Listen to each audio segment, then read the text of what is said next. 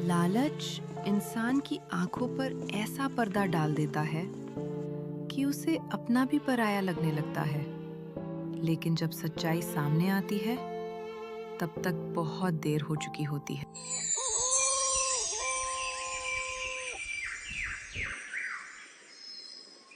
उत्तर प्रदेश के एक छोटे से गांव हरिपुर में गौरी देवी नाम की एक स्त्री रहती थी। जीवन ने उन्हें बहुत जल्दी परीक्षा में डाल दिया था। पति के चले जाने के बाद उन्होंने अपने दोनों बेटों सूरज और चंदन को अकेले पाला। दिन में मजदूरी, रात में सिलाई और बीच-बीच में आंसू, यही उनकी जिंदगी थी।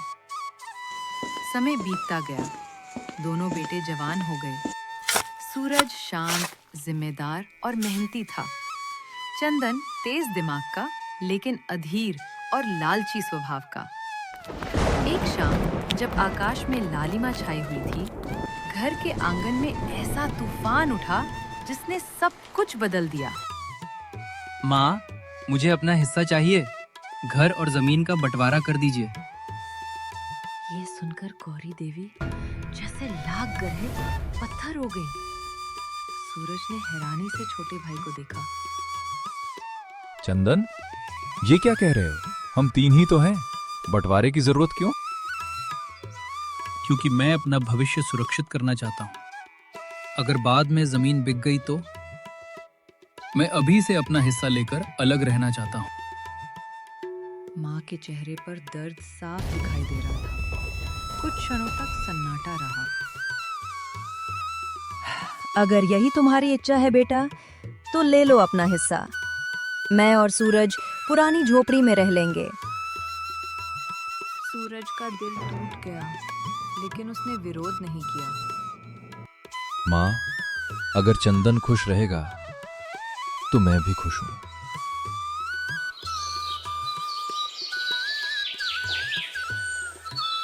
अगली सुबह सूरज जल्दी उठ गया। उसने माँ के चरण छुए। माँ, अब जिम्मेदारी मेरी है। मैं काम ढूंढ कर ही लौटूंगा।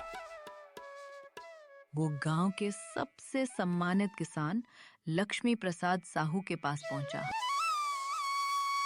सेठ जी, मुझे काम चाहिए। मैं मेहनत कर सकता हूँ। बस एक मौका दे दीजिए। तुम्हारी आंखों में सच्चाई है बेटा। मेरे पास 2 बीघा जमीन खाली है। मेहनत करोगे तो फल तुम्हारा। सूरज ने खेत संभाल लिया। सुबह सूरज निकलता तो शाम को लौटता।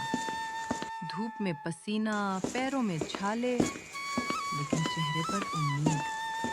उसने फैसला किया वह ताजी और शुद्ध सब्जियां उगाएगा। धीरे धीरे खेत हरा हो गया। टमाटर, बैंगन, लौकी, मिर्च, चारों तरफ हरियाली। माँ की आंखों में गर्व था। शुरू में चंदन को लगा कि उसने समझदारी दिखाई है। आराम की जिंदगी, तैयार घर, बेचने के लिए जमीन। लेकिन बिना मेहनत के पैसा कब तक चलता?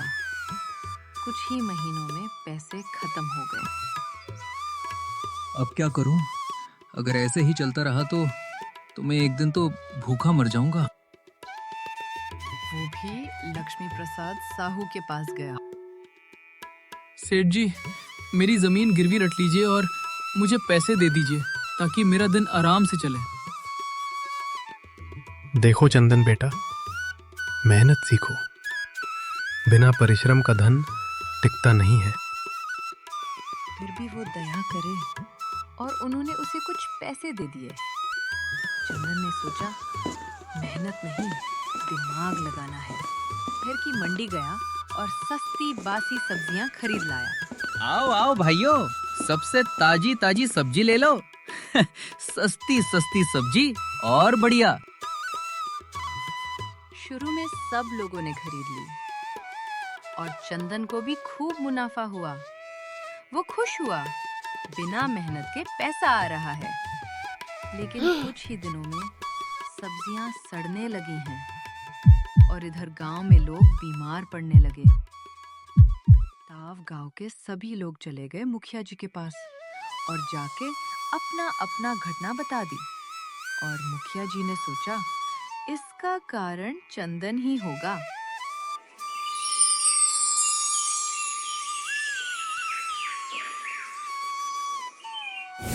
दूसरा दिन गांव में पंचायत बैठी।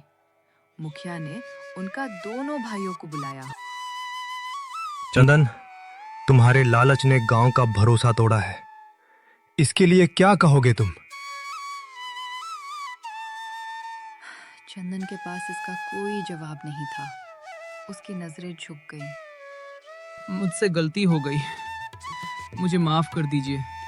मैंने सिर्फ अपना मुनाफा देखा। उसी समय सूरज आगे कदम बढ़ा और चंदन के साथ दिया। मुखिया जी, अगर चंदन को एक और बार मौका दिया जाए तो वो अपना गलती से कुछ सीखना भी जरूरी होता है। सब हैरान हो गए थे। जिस भाई को उसने अपना लालच के चक्कर में छोड़ दिया था, आज वही उसके लिए सबसे आगे खड़ा था। चंदन की आंखों से आंसू बह निकले। भैया, मैं गलत था, मुझे माफ कर दो। मुझे भी आपके साथ मेहनत करना सिखाओ भैया। मेरे दोनों बेटे साथ हो गए आज। मेरा इससे बड़ी दौलत अब क्या होगी। उस दिन से दोनों भाइयों ने मिलकर खेती शुरू की। सूरज ने चंदन को हर काम सिखाया। बीज चुनना, मिट्टी पहचानना, सिंचाई करना। धीरे धीरे चंदन भी बदल गया। अब उसके हाथों में छाले थे, लेकिन दिल में सुकून। उनकी सब्जियां दूर दूर तक मशहूर हो गईं। कुछ सालों में दोनों भाइयों ने नया घर बनाया। माँ आंगन में बैठकर दोनों को साथ काम करते देखती और भगवान को धन्यवाद देती। लालच आंखों पर पर्दा डाल देता है, लेकिन मेहनत और ईमानदारी वो सूरज है जो अंधेरे को मिटा देता है। और जहाँ परिवार साथ हो, वहाँ गरीबी भी हार मान जाती है।